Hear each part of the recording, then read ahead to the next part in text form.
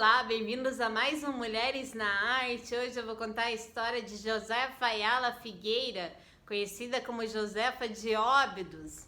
A artista nasceu em Sevilha, na Espanha, no ano de 1630, mas produziu na região de Óbidos, em Portugal, por isso ficou conhecida como Josefa de Óbidos. A gente já conversou sobre como os artistas às vezes assinavam com o local da onde vinham no vídeo da Diana Scultori, que às vezes assinava Diana Mantuana. Então a mesma coisa vai acontecer com a Josefa, que costumava assinar seus quadros como Josefa de Óbidos, Josefa de Ayala, Josefa d'Óbidos ou simplesmente Óbidos. Ela foi uma representante do barroco português. O seu pai era um pintor português chamado Baltazar Gomes Ferreira, e a artista também era padrinhada por um pintor chamado Francisco Herrera, e o irmão da artista também era pintor, e o nome dele era Barnabé de Avalia. A família da artista se mudou da Espanha para Portugal quando ela tinha 4 anos. Ela era filha de mãe espanhola e pai português. Só que o que tudo indica dos estudos da vida da artista, ela ficou na Espanha morando com o avô materno. Ela teria se mudado para Portugal apenas quando ela completou 15 anos para estudar no convento dos eremitas de Agostinho de Santana. Ela teria estudado 2 anos lá. Nessa época, os conventos também eram escolas e lugares de formação. A artista teria aprendido a pintar e a fazer gravuras lá e também com o seu pai. Os conventos tinham um grande acervo de arte, então ela teria acesso a várias obras e isso teria sido muito bom para a formação da artista. E foi assim que desde muito jovem ela demonstrava interesse em gravura em metal, em chapas de cobre e prata. Eu falei um pouco sobre essa técnica também no vídeo da Diana Scultori.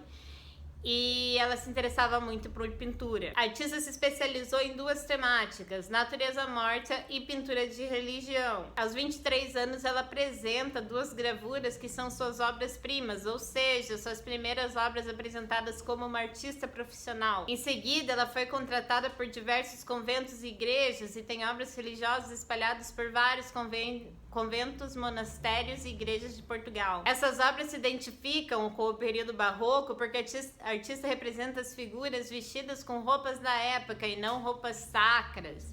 Então ela traz um caráter humano para os personagens religiosos. Ela também faz adereços florais em volta dessas figuras. E também essa informação de colocar flores ao redor, de ornamentar muito essas figuras, é muito forte na cultura latino-americana.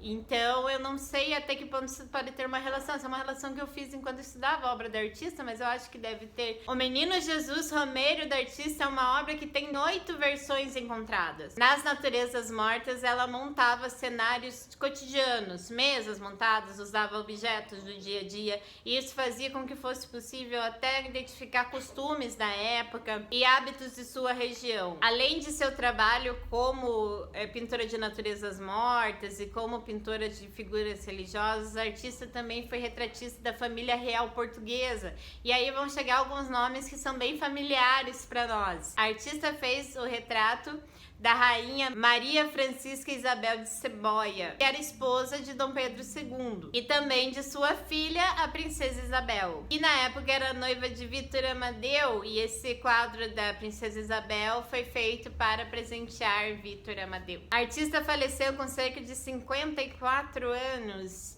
Encontra-se sepultada na igreja de São Pedro, em Óbidos. E aí que a gente não tem muita informação sobre essa artista, sobre a vida dela, né? Muita coisa foi perdida a seu respeito.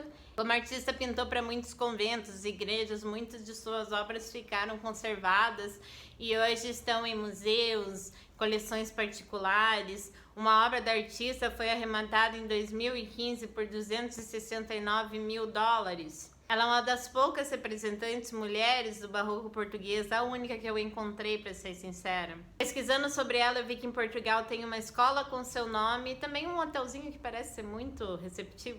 Se você tiver mais alguma informação sobre a artista, deixa aqui embaixo. Eu vou aproveitar que eu tô falando de Portugal para mandar um beijo pro meu amigo muito querido, João, que tá morando por lá. Se você curtiu o vídeo, clica aqui no coraçãozinho, compartilha com quem você acha que vai se interessar sobre o assunto. E é isso, gente. Beijo, gente. Até sábado. Fiquem bem.